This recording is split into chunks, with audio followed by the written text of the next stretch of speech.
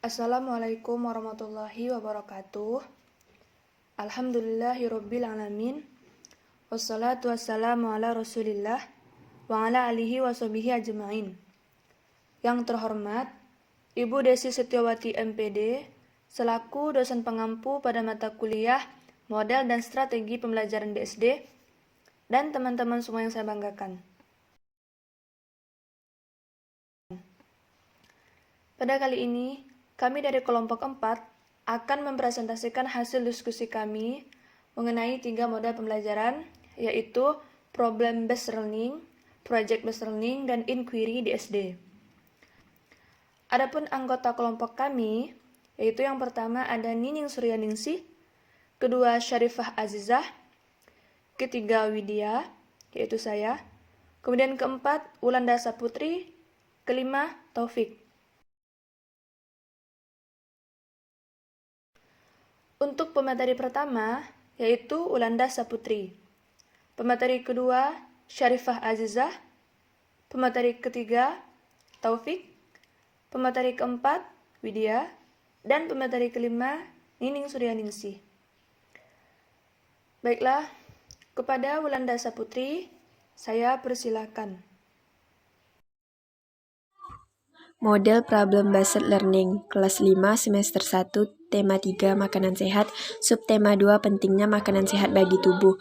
Pembelajaran 1, Sintaks Problem Based Learning. Yang pertama yaitu mengorientasikan peserta didik terhadap masalah. A. Guru menyampaikan tujuan pembelajaran terkait materi yang akan dibahas kepada peserta didik. B. Guru memberikan beberapa pertanyaan seputar gangguan pencernaan yang sering dialami oleh manusia, misalnya diare. Guru akan bertanya, apa itu diare? Apa penyebab terjadinya diare? Pertanyaan seperti ini akan memunculkan semangat dan keaktifan siswa. C. Guru membagi peserta didik menjadi beberapa kelompok, yaitu 4-5 kelompok. Yang kedua, mengorganisasikan peserta didik untuk belajar. A. Guru memberikan arahan atau penjelasan terkait apa saja yang harus peserta didik lakukan dalam kegiatan kelompok.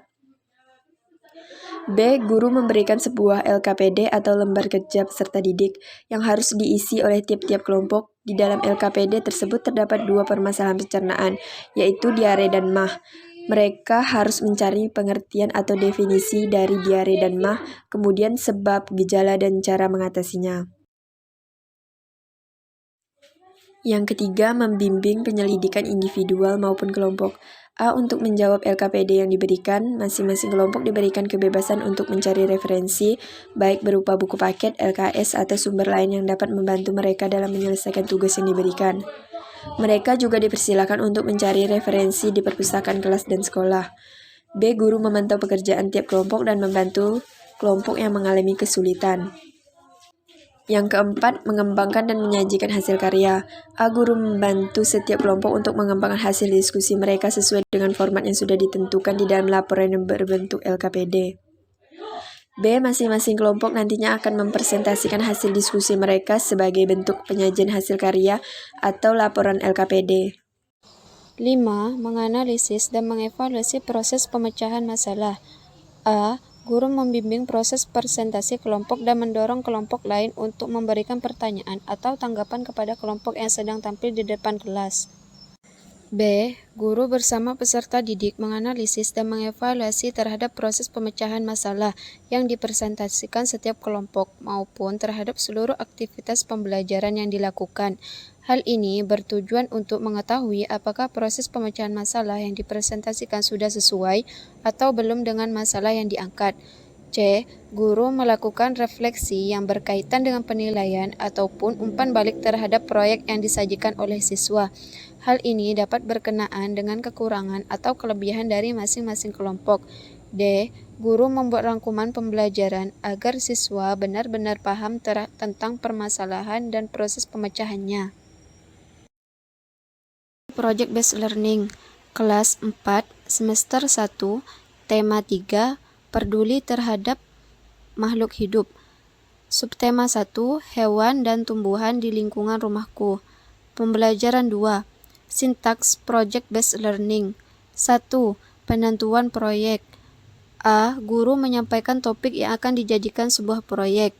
B. Guru merangsang siswa dengan menunjukkan sebuah gambar hewan atau tumbuhan dan memberikan beberapa pertanyaan terkait hewan atau tumbuhan tersebut kepada peserta didik. C. Guru membagi siswa menjadi 5 kelompok. D. Guru memberikan tugas kepada peserta didik secara berkelompok untuk membuat sebuah kolase sesuai topik, boleh kolase hewan ataupun kolase tumbuhan. Baik, di sini saya akan melanjutkan materi dari saudari Syarifah. 2. Perancangan langkah-langkah penyelesaian proyek. Masing-masing kelompok dapat memilih dan menentukan kolase apa yang ingin dibuat. B. Guru dapat membantu siswa menyiapkan alat dan bahan yang diperlukan untuk pembuatan kolase. Alat tersebut berupa gunting, pensil, pen, dan penghapus.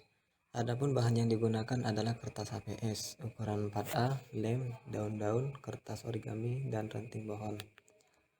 3. Penyusunan jadwal pelaksanaan proyek. Guru menentukan batas akhir pengumpulan kolase, yaitu sampai akhir waktu pelajaran. Jika tidak selesai, maka akan dilanjutkan di rumah dan dikumpulkan di esok harinya. 4. Penyelesaian proyek dengan fasilitasi dan monitoring guru. A. Guru memantau pekerjaan masing-masing kelompok. Jangan sampai ada salah satu atau beberapa anggota kelompok yang tidak bekerja atau hanya main, bahkan diam tanpa melakukan apapun. B. Guru dapat membantu kelompok yang mengalami kesulitan. 5. Penyusunan laporan dan presentasi atau publikasi hasil proyek. A. Setiap kelompok akan diberikan lembar kerja yang harus diisi sebagai bentuk laporan hasil karya mereka. Laporan ini nantinya akan dikumpulkan bersamaan dengan kolase yang telah mereka buat. B. Jika semua kelompok telah selesai membuat kolase, maka masing-masing kelompok akan mempresentasikan hasil karya atau proyek mereka di depan kelas. 6. Evaluasi proses dan hasil. A. Kelompok yang tidak presentasi dapat memberikan pertanyaan tentang proses atau hasil karya kelompok yang melakukan presentasi. B. Guru melakukan refleksi yang berkaitan dengan penilaian ataupun umpan balik terhadap proyek yang disajikan oleh siswa. Hal ini dapat berkenaan dengan kekurangan atau kelebihan dari masing-masing kelompok. C. Setiap kelompok diberikan kesempatan untuk merevisi hasil karya yang telah dibuat. Baik, untuk selanjutnya yaitu model pembelajaran inquiry. Di sini kami memilih pada kelas 6, semester 1, tema 1 yaitu selamatkan makhluk hidup, dan subtema 1, tumbuhan sahabatku, serta pembelajaran 1. Adapun untuk sintaks inquiry ini, yang pertama ada stimulasi atau stimulation. Langkah-langkahnya, pertama, guru menyampaikan tujuan pembelajaran. Kemudian yang kedua, guru menampilkan beberapa gambar tumbuhan dan memberikan beberapa pertanyaan kepada peserta didik. Seperti, apa yang kalian ketahui tentang tanaman ini? Apa manfaatnya dalam kehidupan kita? Dan apa yang kalian ketahui tentang tumbuhan sebagai sumber makanan? Kemudian, guru mengambil salah satu gambar tumbuhan, yaitu jagung, dan menanyakan kepada siswa bagaimana jagung berkembang biak. Untuk sintaks yang kedua, yaitu pernyataan atau identifikasi atau problem statement. Yang pertama, langkah-langkahnya itu siswa diberikan kesempatan untuk menjawab pertanyaan-pertanyaan yang diajukan dengan pengetahuan mereka. Kemudian, jawaban terbanyak dan sama dari siswa akan dijadikan sebagai hipotesis atau jawaban sementara atas pertanyaan masalah.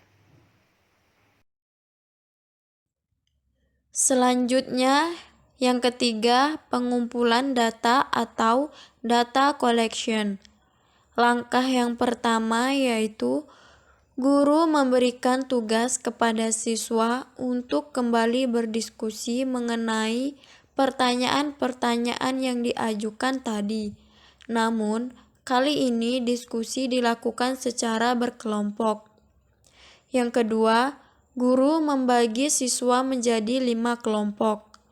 Yang ketiga, guru memberikan kesempatan kepada setiap kelompok untuk mencari, mengumpulkan, dan mengeksplorasi data untuk menjawab semua pertanyaan dengan benar dari buku paket, buku LKS, atau buku-buku lain yang ada di perpustakaan kecil di pojok kelas. Yang keempat, pengolahan data atau data processing. Langkah yang pertama yaitu guru memberikan lembar kerja yang harus diisi oleh setiap kelompok yang berkenaan dengan pertanyaan-pertanyaan yang diajukan guru di awal pembelajaran. Yang kedua, guru membimbing kelompok dalam mengolah data dan informasi yang mereka dapatkan untuk kemudian mereka tuliskan di lembar kerja yang telah disediakan. Yang ketiga, setiap kelompok diberikan waktu selama 30 menit untuk menjawab pertanyaan di lembar kerja. Yang kelima, tahap pembuktian atau verification. Langkah yang pertama yaitu guru mempersilahkan kelompok yang sudah siap untuk maju ke depan kelas dan membacakan hasil diskusi mereka.